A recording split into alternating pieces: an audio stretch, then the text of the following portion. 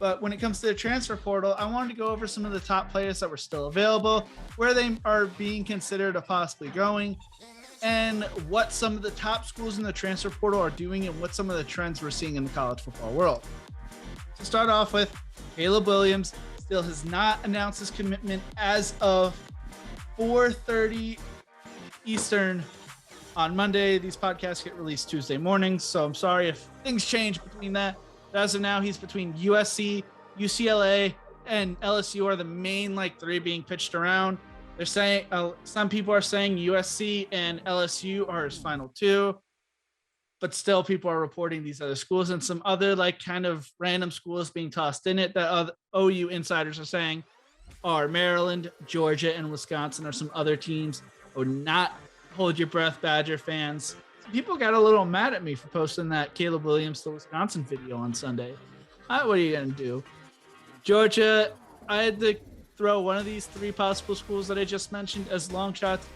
Maybe one of them, it'd be Georgia just because they just won the national championship.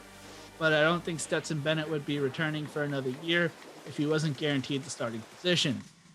Next is Jaxson Dart, who transferred from USC. He's being considered for Oklahoma, Ole Miss, and BYU.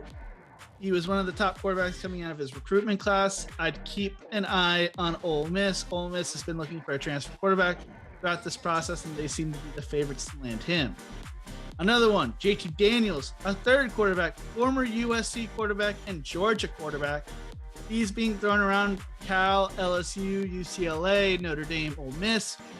Notre Dame would be interesting just because if they don't feel like Tyler Buckner is ready, JT Daniels could be slotted right into that offense. From the Los Angeles area, so UCLA is that home school. Ole Miss, like I just mentioned with Dart, is the school that is still looking for a transfer quarterback to replace Matt Corral, who just left for the NFL draft. Now moving to running backs. Jarek Broussard, running back from Colorado, is entered the transfer portal and is being considered to be linked to Cal, some of the Texas programs, Arizona, and a lot of other schools. There really hasn't been more information come out about him. Those are just a general idea of what he's looking at doing. Michael Trigg was Jaxson Dart's teammate at USC. He's being linked to Oklahoma and Ole Miss. Like they said with Mario Williams, who recently committed to USC, Trigg is being linked to going wherever Dart probably ends up going. Tyler Steen, player from Vanderbilt, offensive lineman. He's got a brother who's going to be making his decision on National Signing Day. So he's going to be holding off a few weeks before he makes his final decision on college choices. Not that wherever his brother goes, he's going to go, but he just wants to see where his brother decides to go.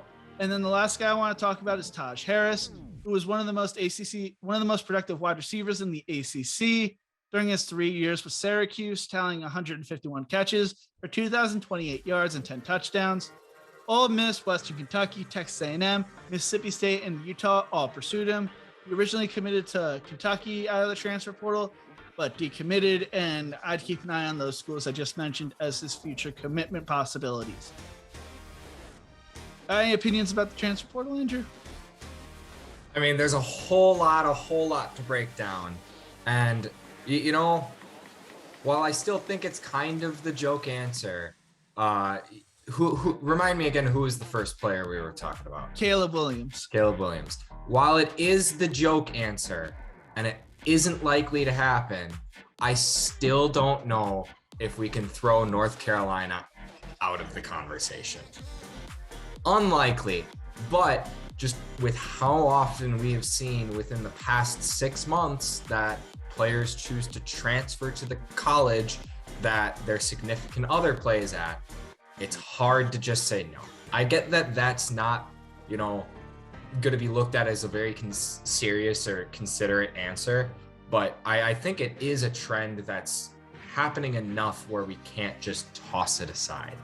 But yeah, there's a whole lot going on with the transfer portal right now in all sports, and it's a big thing to really keep our eye on, especially now that I think you even mentioned 247 Sports has a thing that rates and tracks transfers better than ever now due to the rule changes.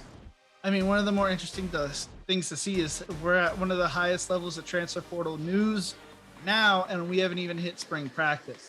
Granted, there was a lot of movement in the coaching carousel this year, but it's still something that we've never seen before. I kind of love the idea of the transfer portal because let these guys go where they want. But that's a controversial opinion right there. Thank you so much for watching, guys. And don't forget to leave a like, share, and subscribe to the channel. And as always, remember to embrace the grind.